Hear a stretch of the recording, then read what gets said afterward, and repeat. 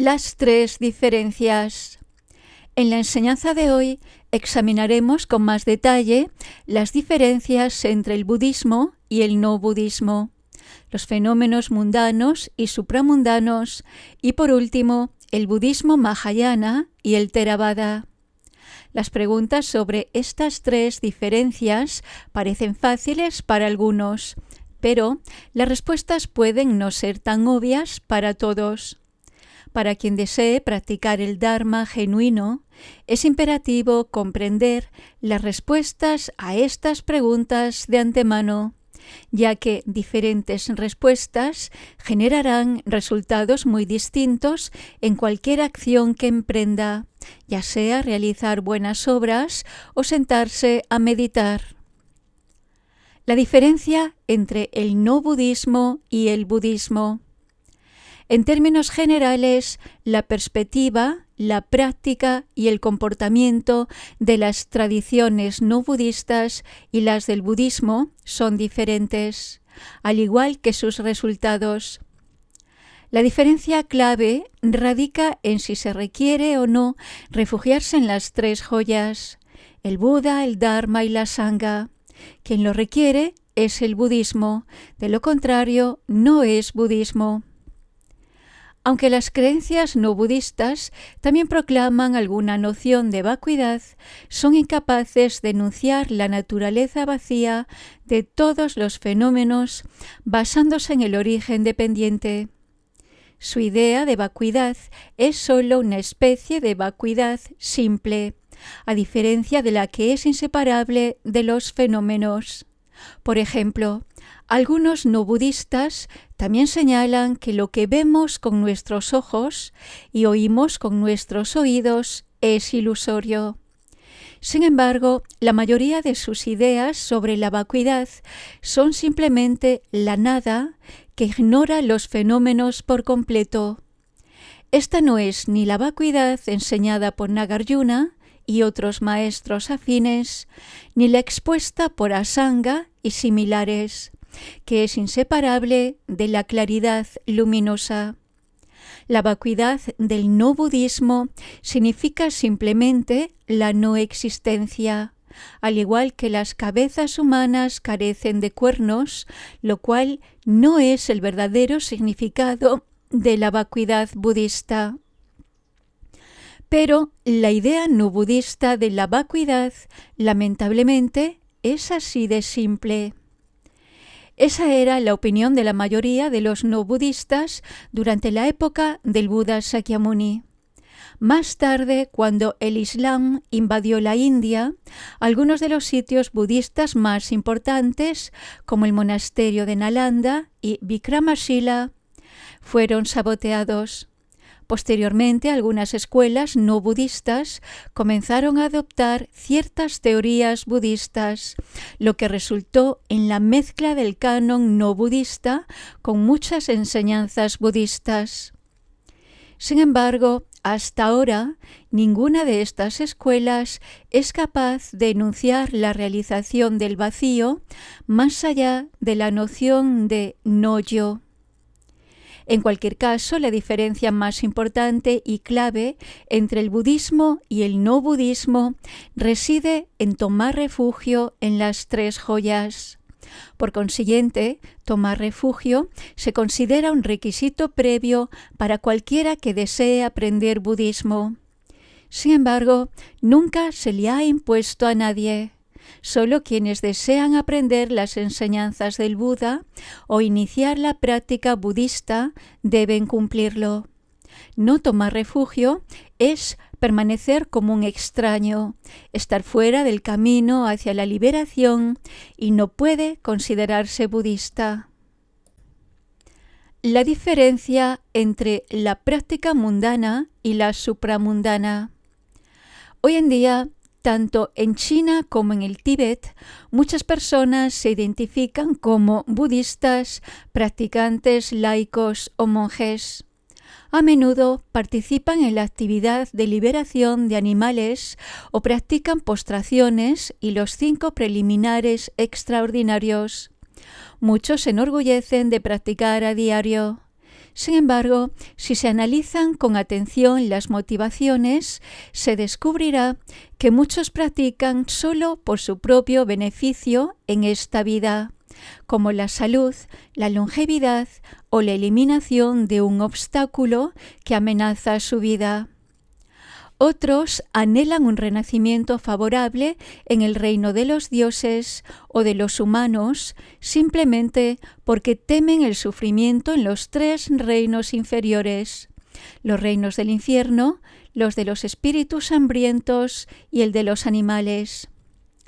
Pero cualquier forma de práctica realizada con este tipo de motivación egoísta se considera, en el mejor de los casos, una práctica mundana. Además, no debemos pensar que quemar incienso y hacer postraciones sean mundanos, mientras que escuchar las enseñanzas de Madhyamaka o la gran perfección es supramundano. La distinción entre ambos no radica simplemente en la forma. Tomemos como ejemplo la ofrenda de una lámpara de mantequilla a las 3 joyas. Dado el mismo objeto, acto y persona que lo ofrece, la práctica se considerará mundana cuando no se genere renuncia y el propósito de la ofrenda sea obtener beneficios mundanos como salud, longevidad, ascenso laboral, riqueza, etc., o un renacimiento favorable. Por el contrario, ofrecer una lámpara por verdadera renuncia y para buscar la liberación del samsara se considerará una práctica supramundana. Por lo tanto, la medida para distinguir lo mundano de lo supramundano no es otra que si se ha renunciado o no a las actividades mundanas. La gran perfección es en sí misma y se considera supramundana, pero nuestra motivación para practicarla o escuchar sus enseñanzas podría convertirla en una práctica mundana. Si nuestra motivación fuera obtener beneficios en esta vida o en la siguiente, la enseñanza de la gran perfección dejaría de ser supramundana al entrar en nuestro flujo mental. Ni siquiera sería una práctica mahayana. ¿Qué sería entonces? Sería simplemente una práctica mundana o una práctica de la gran perfección mundana. ¿Qué tipo de práctica es la liberación animal? Eso también depende de tu motivación. Incluso si la motivación es renacer en el reino divino o humano o evitar renacer en los 3 reinos inferiores, en lugar de buscar salud o longevidad en esta vida, liberar animales sigue siendo una actividad mundana. Liberar animales para liberarse del samsara se considera una práctica theravada supramundana. Realizarlo con bodhicitta, el deseo de alcanzar la budeidad por el bien de todos los seres sintientes, es una práctica mahayana supramundana. Combinar la práctica mahayana con algunas perspectivas vajrayana convierte la liberación animal en una práctica vajrayana. Por lo tanto, debemos examinarnos cuidadosamente y preguntarnos: ¿cuál es el propósito de mis años de participación en la liberación animal? ¿Lo hice principalmente para mi propio beneficio? Si la intención es alcanzar la budeidad por el bien de todos los seres sintientes, entonces nuestra acción es, sin duda, una práctica supramundana. Si liberamos animales con la esperanza de alcanzar nuestra propia longevidad o un renacimiento humano saludable con larga vida, o un renacimiento en la tierra pura de Amitabha para nosotros mismos, el verdadero beneficiario somos nosotros, aunque pueda parecer que nuestra acción beneficia a los animales. Otras acciones también deberían examinarse de esta manera. Asistir a un instituto budista u otros lugares para recibir iniciación o enseñanzas budistas es una práctica mundana o supramundana. Como acabamos de mencionar, si es para nuestro propio beneficio o para evitar sufrimiento físico o mental en esta vida o en la futura, es una práctica mundana. ¿Por qué? Porque nuestras acciones provienen de una motivación mundana.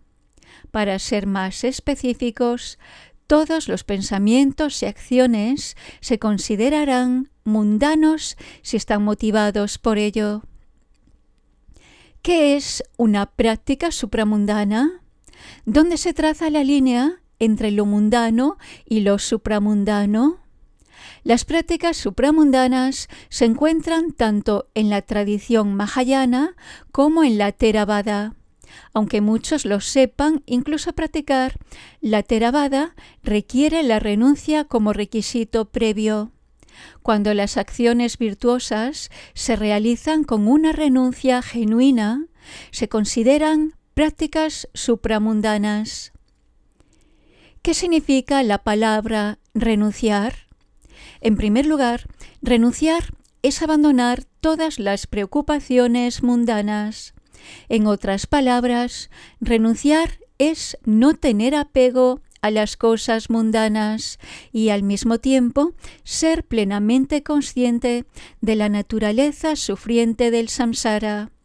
En segundo lugar, uno debe esforzarse por buscar la liberación de todo sufrimiento. Llevar una vida de renuncia como monje o monja monástica implica lo mismo que dejar el hogar para buscar la liberación definitiva. El hogar, en este sentido, representa el mundo secular. Basta con una evidencia clara de que uno ha renunciado a todo apego mundano con solo salir de su casa y ponerse un hábito monástico. También debe haber desarrollado un sentido genuino de repulsión hacia el samsara. Para los laicos, cultivar la renuncia también significa no codiciar las cosas mundanas. Los no budistas también cultivan la renuncia. Muchos monjes o clérigos no budistas no desean permanecer en el samsara. Ellos también buscan la liberación. Sin embargo, al carecer de la visión correcta, la suya no se considera una verdadera renuncia. ¿Cuál es entonces la visión correcta? Es la convicción de que el sufrimiento es la naturaleza del samsara, hasta tal punto que uno ya no alberga ningún deseo por él y busca con todo el corazón liberarse de él. Al mismo tiempo, uno debe cultivar la sabiduría trascendente implícita en la liberación definitiva. Buscar la liberación a ciegas, sin comprender la sabiduría inherente, no conducirá a una renuncia completa. Las 4 nobles verdades de la tradición Theravada forman parte de esta sabiduría, y la renuncia completa implica el dominio de las 4 nobles verdades. Una vez desarrollada la renuncia genuina, todas las acciones virtuosas que emprendamos se considerarán supramundanas. El Abhidharma Kosa Sastra afirma que se entra en el sendero del Theravada tras haber cultivado con éxito la renuncia. Aquí, entrar en el sendero significa dar el primer paso para aprender la tradición Theravada. Esto demuestra la vital importancia de la renuncia. Las 4 prácticas preliminares generales de contemplar la preciosidad del nacimiento humano, la impermanencia de los fenómenos, el sufrimiento como naturaleza del samsara y el karma infalible son muy propicias para cultivar la renuncia. Pero muchos llamados budistas son reacios a practicar los preliminares, particularmente estos preliminares generales. Más bien, quieren saltárselos todos e ir directamente a la práctica de la gran perfección, Mahamudra y otras enseñanzas igualmente profundas.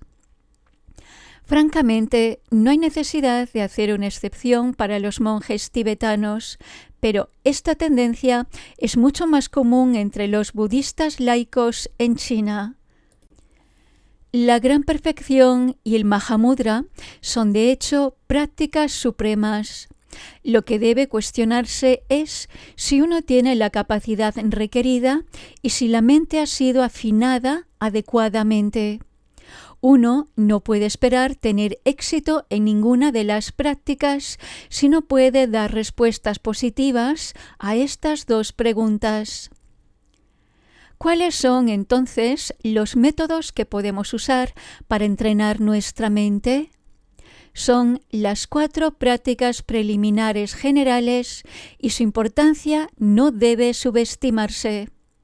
Hace siglos, el venerable Atisha y muchos practicantes eminentes del Tíbet alcanzaron logros supremos únicamente con la contemplación del preciado nacimiento humano y la impermanencia a lo largo de sus vidas.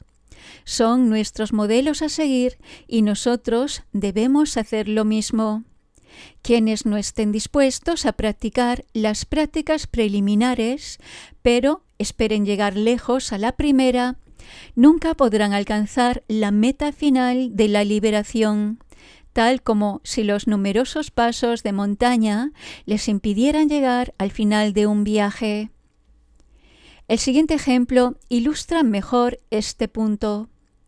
Había una vez un maestro consumado, un discípulo se acercó a él para recibir una instrucción más profunda antes de despedirse. El maestro dijo: «No tengo mejor enseñanza». Tras ofrecerle todas sus posesiones, volvió a suplicar. El maestro, cogiendo la mano del discípulo, dijo con sinceridad: «Morirás, yo también moriré. Tómate un tiempo para reflexionar sobre esto. Mi maestro me enseñó esto y es lo que he practicado. Mi maestro no me dio ninguna otra enseñanza, ni yo he practicado ninguna otra. Esta es la mejor instrucción esencial que conozco. Ahora ve y practícala diligentemente». Es así de simple. Morirás y yo también moriré. Todos conocemos esta verdad indiscutible, pero parece que la olvidamos constantemente. Por lo tanto, es aconsejable que cada uno de nosotros contemple profundamente esta enseñanza, pues de lo contrario, nada resultará de nuestra práctica. Muchas personas están convencidas de que lo que practican debe ser de naturaleza supramundana. ¿Cómo podría no serlo si han estado practicando los 5 preliminares extraordinarios? De hecho, estos 5 preliminares no solo son de naturaleza supramundana, sino que también forman parte de las prácticas Mahayana.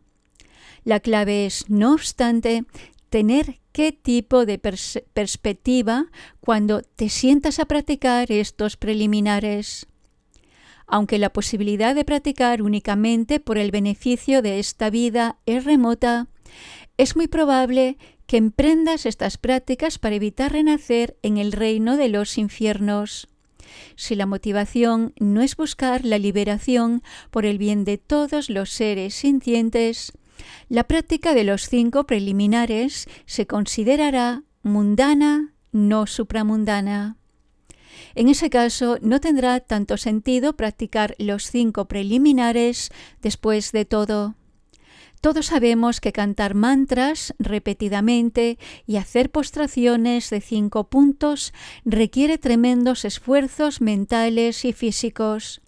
Si al final el resultado de nuestra práctica se considera como no acorde con los principios de la tradición Mahayana o Theravada y se clasifica como mundano, será una verdadera lástima. Muchos de nosotros hemos recibido el empoderamiento de su santidad Khenpo Jime Phuntsho Rinpoche y tenemos la fortuna de haber aprendido muchas valiosas enseñanzas budistas. Estos no son encuentros casuales. Si los dejáramos convertirse en simples asuntos mundanos, no nos ayudarían en nuestra búsqueda de la liberación. Incluso si logramos obtener algún beneficio más adelante como resultado de estos encuentros, que quizás satisfagan temporalmente nuestros anhelos mundanos, la liberación, por otro lado, se perderá para siempre. Sería lamentable, ¿no creen? Así que tengan presente la inestimable belleza de este nacimiento humano. No desperdicien esta vida en la negligencia y la ignorancia, ni pierdan la única oportunidad de buscar la liberación del samsara. Para tener éxito, primero debemos comenzar por cultivar la renuncia. De lo contrario, ni la meditación ni el canto de mantras podrán considerarse prácticas supramundanas mediante las cuales se pueda alcanzar la liberación definitiva. Esto es extremadamente importante. La renuncia es el prerequisito para la bodhicitta. Sin una renuncia completa, la bodhicitta genuina jamás podrá despertarse. La diferencia entre el budismo Mahayana y el Theravada. ¿Cuál es la diferencia entre el budismo Mahayana y el Theravada? Se trata de tener o no bodhicitta. ¿Qué es la bodhicitta? La respuesta es sencilla y conocida por todos, al menos en palabras. La bodhicitta es el deseo de alcanzar la budeidad para liberar a todos los seres sintientes. Pero en la práctica no es tan fácil.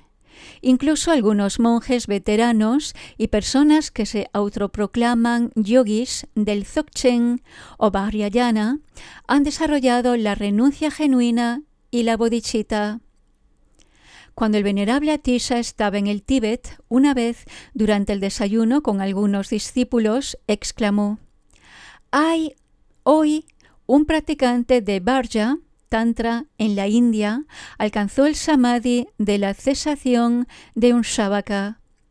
Esta es una concentración en la que todas las sensaciones y pensamientos burdos se han extinguido por completo. Desde un punto de vista secular, significa entrar en un estado completamente sin pensamientos y permanecer en ese estado durante un periodo muy largo». Los discípulos preguntaron: ¿cómo es posible que un practicante de Bharja descienda al samadhi de la cesación de un shavaka? El maestro respondió: el Bharja Tantra en sí mismo es una práctica suprema del Vajrayana. Como no lo practicó por el bien de todos los seres sintientes, se convirtió en una práctica del vehículo menor, lo que lo llevó a la ruina. Esta historia nos dice que es la motivación o el propósito de emprender una práctica lo que realmente determina si dicha práctica es Mahayana o Theravada, mundana o supramundana. Tomemos como ejemplo la liberación de animales. A primera vista parece que beneficiamos a otros seres, pero de hecho el propósito de muchas personas es evitar el sufrimiento o beneficiarse en esta vida. ¿Pueden lograr sus objetivos de esta manera? Sí, pueden. Sin embargo, liberar a los animales del sufrimiento solo por motivos egoístas no es práctica mahayana, porque el verdadero beneficiario es uno mismo. Muchas personas practican diligentemente los 5 preliminares extraordinarios. Si les preguntas ¿por qué practicas los 5 preliminares?, responden: si no lo hago, no podré comenzar la práctica principal de la gran perfección. O, sin practicar estos preliminares, no puedo escuchar las enseñanzas de la gran perfección. Estas respuestas pueden parecer razonables a primera vista. Sin embargo, si preguntas ¿qué sucede si se te impide practicar la gran perfección o escuchar sus enseñanzas?, responden: entonces me será muy difícil alcanzar la liberación. Pregunta de nuevo, ¿qué sucedería si alcanzaras la liberación? No tendría más sufrimiento ni ninguna impureza.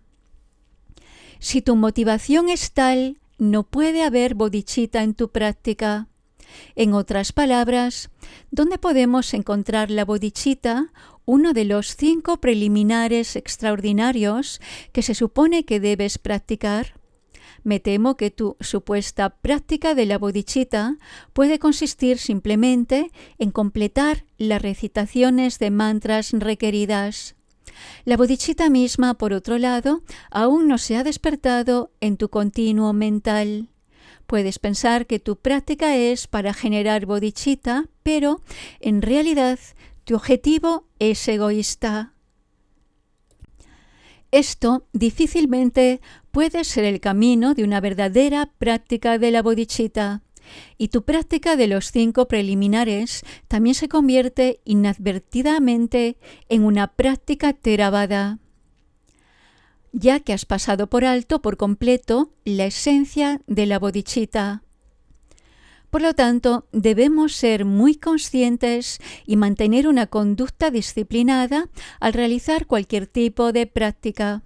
Con frecuencia, tras un análisis más detallado, podemos descubrir que lo que parece altruista, en realidad, solo nos beneficia a nosotros mismos. Esto es cierto en el caso de las 5 prácticas preliminares, así como en el canto de mantras, la liberación animal, las postraciones, etc. En resumen, si el propósito es alcanzar la liberación solo para uno mismo, por muy sublime que sea una práctica, solo puede considerarse una práctica theravada. Por el contrario, si no hay ni una pizca de consideración egoísta, cualquier cosa que emprendamos se consideraría práctica mahayana, ya sea simplemente recitar el nombre del Buda una vez o hacer una postración. Todos hemos aprendido muchas enseñanzas y comprendido los aspectos esenciales de la doctrina. Si hoy te pidieran que dieras una enseñanza, probablemente también podrías hacerlo bien, pero muy pocos practicantes hoy en día, ya sean monjes o laicos, practican fielmente las enseñanzas que recibieron. En teoría, los monjes deberían superar con creces a los laicos en su progreso y logros espirituales, ya que se supone que tienen relativamente menos impurezas. No absolutamente. Esto se debe a que han abandonado la mayoría de los apegos materiales y emocionales que a menudo generan pensamientos negativos o inducen comportamientos problemáticos y por lo tanto no se dejan atar ni afectar fácilmente por diversos asuntos mundanos. Aún así, la práctica espiritual de muchos monjes sigue siendo insatisfactoria. Generalmente se piensa que es muy difícil para los laicos abandonar todas las preocupaciones mundanas para centrarse plenamente en la práctica espiritual. Por consiguiente, para ellos alcanzar la liberación es igualmente difícil. Sin embargo, incluso en el mundo actual aún existen posibilidades de que las personas tengan éxito en su práctica, alcancen la sabiduría suprema y se liberen de todo sufrimiento. La clave reside en cultivar una motivación verdaderamente altruista y mantener la visión correcta. En las palabras de mi maestro perfecto, se afirma que las prácticas mundanas y supramundanas son esencialmente contradictorias. Por esta razón, los laicos rara vez tienen los medios o la voluntad de abandonar todos sus apegos mundanos para emprender una vida contemplativa. Sin embargo, si uno pudiera incorporar la bodhicitta a sus actividades cotidianas, la práctica mahayana no parecería tan incompatible con los asuntos triviales y a veces intrascendentes que uno tiene que afrontar a diario. Naturalmente sería estupendo no tener que involucrarse en estos asuntos, pero por desgracia, para la mayoría de los laicos suele ser inevitable. La buena noticia es que, aunque el Buda Sakyamuni no impuso una regla demasiado estricta para los laicos, esta no ha impedido que más de unos pocos practicantes laicos se conviertan en maestros consumados, tanto en el pasado como en la actualidad. Entonces, ¿qué debemos hacer ahora? Aunque todavía necesitemos trabajar, es perfectamente posible cultivar la compasión y la renuncia simultáneamente. Estos esfuerzos no son contradictorios, ya que existen maneras de convertir actividades cotidianas que normalmente no son altruistas en acciones que beneficien a otros seres. Por ejemplo, comer se considera una acción buena, mala o neutral. Partiendo de la premisa de no dañar vidas, comer en sí mismo no es bueno ni malo. Pero, como se afirma en el Abhidharma Kosa Sastra, si uno quiere comer primero para tener la fuerza para matar, luchar o engañar a otros después, comer equivale a cometer un mal. Si el propósito de comer es obtener energía para escuchar una enseñanza del Dharma, liberar animales o cultivar la virtud, entonces comer significa una buena acción. Además, si estas acciones positivas están dotadas de bodhicitta, comer puede incluso convertirse en una práctica mahayana.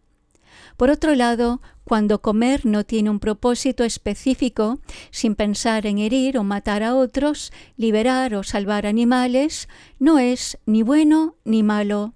Es, en terminología budista, neutralidad moral. Tomemos otro ejemplo de trabajar y ganar dinero. ¿Por qué ganar dinero? Si se destina a fines relacionados con la práctica espiritual, trabajar puede considerarse una práctica supramundana.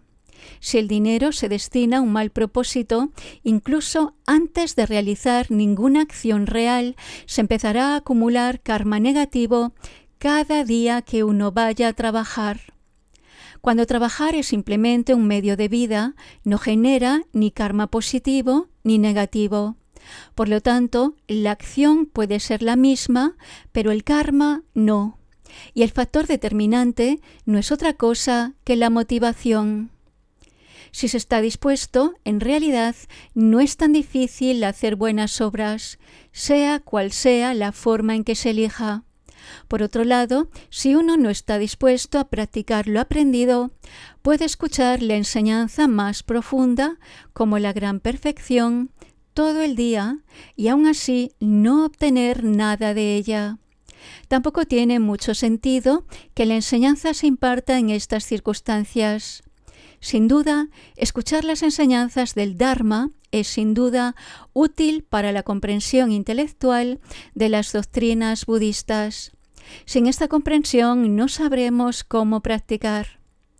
Pero, ¿de qué sirve si no ponemos las doctrinas en práctica?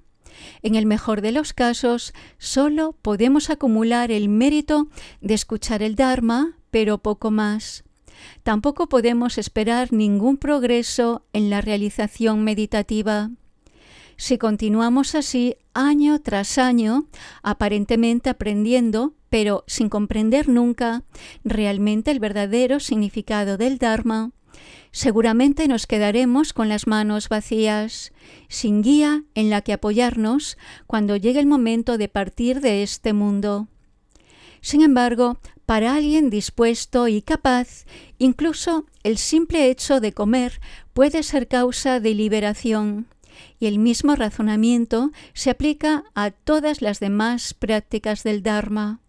Así que asegúrate de tener bodhicitta, la motivación altruista, en todo lo que hagas. ¿Qué es entonces lo más importante que debemos hacer ahora? Es reformar nuestra mente, es decir, adoptar una mentalidad diferente. Para ello, debemos empezar por renunciar a dos cosas. Primero, debemos abandonar el anhelo por las cosas de este mundo, es decir, el apego al samsara y el anhelo de renacimientos humanos o celestiales en todas las vidas futuras. ¿Por qué? Porque si no lo hacemos, independientemente de las prácticas que adoptemos, todas se considerarán mundanas, lo que inevitablemente se convertirá en un gran obstáculo para nuestro progreso en el camino espiritual. Así que debemos hacerlo. Siendo realistas, la mayoría de nosotros aún necesitamos participar en las actividades cotidianas para sobrevivir. Aunque no podamos detenernos por completo en este momento, no será un verdadero obstáculo mientras lo consideremos solo un recurso temporal. Una vez que la determinación de acercarnos gradualmente al camino de la liberación empiece a germinar en nuestra mente, podemos presumir razonablemente que esto es señal de haber desarrollado la renuncia. Para entonces, el primer requisito, abandonar el apego al samsara, está prácticamente satisfecho. Como dice el refrán, se necesita más de un día frío para que el río se congele hasta casi 1 metro. Al fin y al cabo, somos personas comunes, incapaces de renunciar a nuestros insaciables deseos mundanos de la noche a la mañana. Pero, como se mencionó anteriormente, no importa qué practiquemos, Mahayana o Theravada, siempre que el objetivo sea alcanzar la liberación definitiva, la renuncia genuina surgirá gradualmente con el tiempo. La segunda cosa que debemos abandonar es el hábito de buscar solo el interés propio. Si no lo dejamos y continuamos haciendo todo pensando únicamente en el beneficio propio, estaremos excluidos para siempre del reino del Mahayana y permaneceremos como forasteros, independientemente de cómo se clasifiquen nuestras acciones, mundanas o supramundanas. Aunque nos consideremos practicantes del Mahayana o del Vajrayana, en realidad ni siquiera hemos puesto un pie en el camino correcto de la práctica del Mahayana, y mucho menos del Vajrayana, si la motivación sigue siendo egoísta. Por esta razón, debemos abandonar el egoísmo. Sin duda, esto es algo muy difícil de hacer, ya que hemos estado vagando interminablemente en el samsara desde tiempos sin principio, manteniendo siempre cerca de nuestros corazones la necesidad de beneficiarnos a nosotros mismos por encima de todo lo demás. Es comprensible que no podamos desechar un viejo hábito como lo hacemos con una camisa vieja. Pero si uno quiere practicar Mahayana, debe superar esta tendencia inherente a pesar de la aparente dificultad. De lo contrario, solo puede ser un practicante de Theravada, sin la capacidad necesaria para practicar Vajrayana o incluso Mahayana. Recordar este punto es fundamental. Las prácticas preliminares siempre han sido la base de todas las prácticas. A menudo, al escuchar la palabra base, la gente tiende a pensar que significa poco avanzado y por lo tanto poco importante. Esto es un malentendido. Como dice el refrán, ¿a qué se puede adherir el cabello sin la piel? Con respecto al Dharma, la llamada práctica fundamental es realmente la raíz de todas las prácticas y por lo tanto la más profunda. Hoy en día en el Tíbet y China, muchos practicantes, incluyendo algunos monjes, solo desean practicar los 5 preliminares extraordinarios una vez y no más. Lo cierto es que estas prácticas preliminares son ininterrumpidas para todos los practicantes del Dharma. Nunca se concibieron para practicarse solo 1 o 2 veces. En cuanto a la práctica, muchos practicantes simplemente enfatizan la finalización de las recitaciones de mantras y no la calidad de su práctica. Sin embargo, incluso si la calidad cumple con los estándares prescritos, no hay razón para detenerse. Estas prácticas pueden describirse como preliminares en lugar de la práctica principal, pero de hecho constituyen el cuerpo principal de todas las prácticas. Por lo tanto, uno realmente necesita trabajar duro en estos preliminares si el objetivo es liberarse del samsara. Si no, entonces es un asunto completamente diferente. De hecho, muchas personas han cometido el mismo error, es decir, todos los esfuerzos que han dedicado a la práctica preliminar solo se destinan a cumplir con el requisito de cierta cantidad de recitaciones de mantras, pasando por alto los puntos esenciales de las enseñanzas. Gestionar la práctica de esta manera es un desperdicio insensato. La medida de salvación es examinar cuidadosamente la motivación detrás de todo lo que hacemos, ya sea emprender la práctica del Vajrayana supremo, los 5 preliminares fundamentales o simplemente realizar las actividades cotidianas. Hoy en día, muchos lamas supuestamente reencarnados viajan con frecuencia a la región china Han. Con el paso de los años, la iniciación se ha convertido en el ritual más popular. Siempre que uno de estos lamas imparte una iniciación, la gente acude en masa, sin importar la distancia. Algunos creen que pueden alcanzar la budeidad inmediatamente después de recibirla. Otros, pensando que han alcanzado un estatus especial tras recibirla, se vuelven vanidosos. Es cierto que la iniciación es muy especial y poderosa, pero ¿qué sucede al recibirla? La mayoría de las veces simplemente se convierte en algo mundano, debido a los factores mencionados anteriormente. Este es el caso de algunos tibetanos, pero la situación es mucho peor con los chinos Han. Muchas prácticas del Dharma son realmente maravillosas en sí mismas. Verlas practicadas como herramientas para obtener ganancias mundanas es verdaderamente angustioso. Para la mayoría de nosotros ya no tenemos suficiente tiempo para practicar ni otros méritos. Si al final la poca práctica que logramos se convierte en una tarea mundana, será muy lamentable. Ahora quisiera advertirles que no consideren lo que he dicho como mero conocimiento. No les estoy presentando ideologías budistas, sino los puntos principales de la práctica budista, es decir, el significado y los métodos de la práctica espiritual.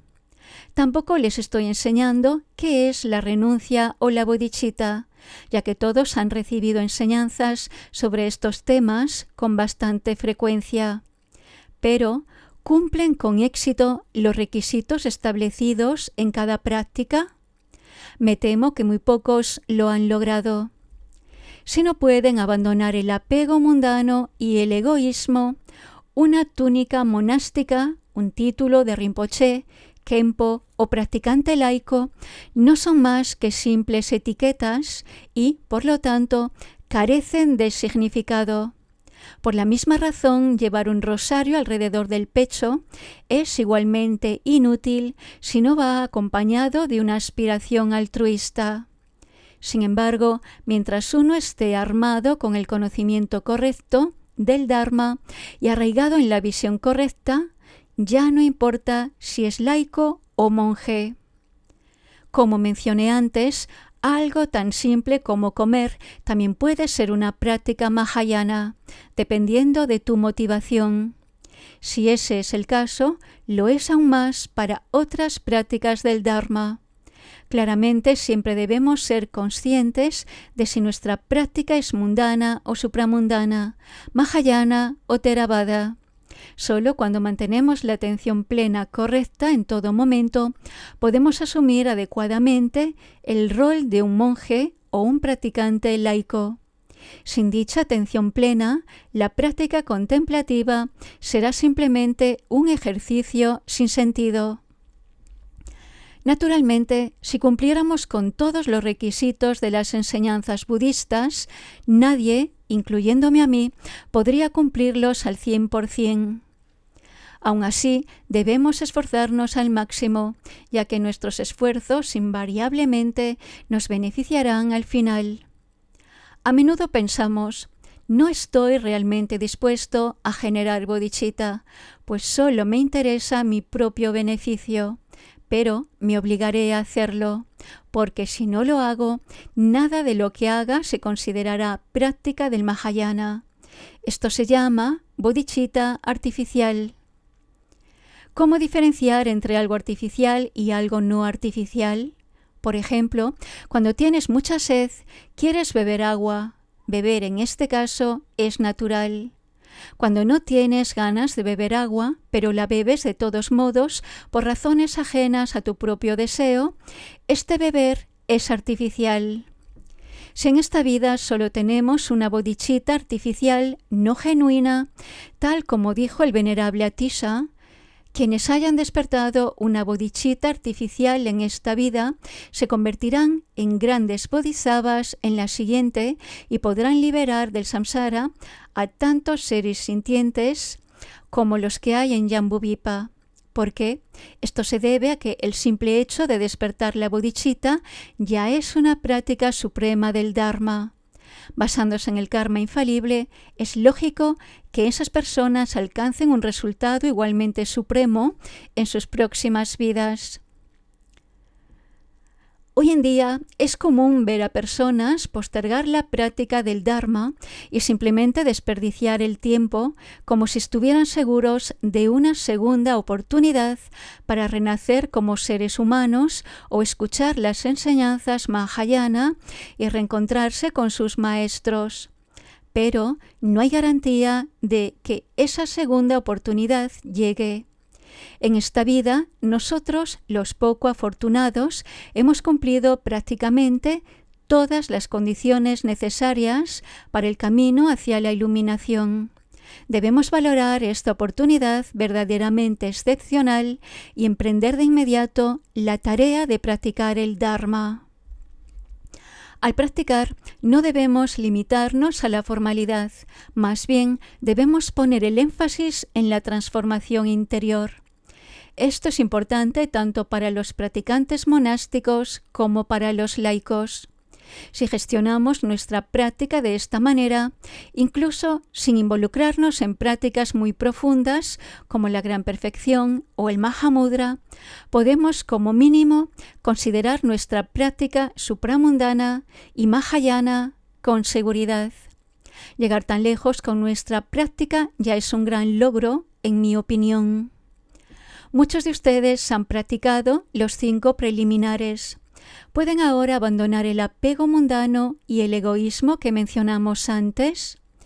Simplemente recuerden que el proceso de abandonarlos tiene muchos niveles. Generalmente se considera suficiente si logran desprenderse de algunos. Una forma de evaluar su progreso es analizar su intención. Por ejemplo, antes de emprender estas prácticas, su principal preocupación era su propio interés. Ahora que la motivación altruista se ha fortalecido, demuestra que la práctica les ha influido positivamente. De lo contrario, si no se produce ningún cambio ni en sus pensamientos ni en sus acciones, ¿cómo se puede saber si practicar estos preliminares marca alguna diferencia? Serán algunos maestros tibetanos muy respetados. Al practicar con diligencia, los practicantes superiores pueden progresar cada día, los practicantes promedio cada mes y los menos capaces cada año. Es comprensible que los laicos no logren un progreso sustancial, ya que su atención aún debe centrarse en las diversas tareas cotidianas. Pero los practicantes monásticos como nosotros, cuya principal preocupación es únicamente el Dharma, deberíamos sentirnos avergonzados si no logramos mucho más en la práctica espiritual. Finalmente, es importante recordar que la motivación altruista surgirá naturalmente con el tiempo si la práctica se realiza de forma correcta y constante. Es decir, nuestra práctica debe seguir el siguiente proceso. Primero, establecer la visión correcta, luego, aprender a abandonar gradualmente el apego y el egoísmo y finalmente, esforzarnos por despertar la auténtica bodhicitta. Estos 3 pasos son el requisito mínimo para un verdadero budista Mahayana.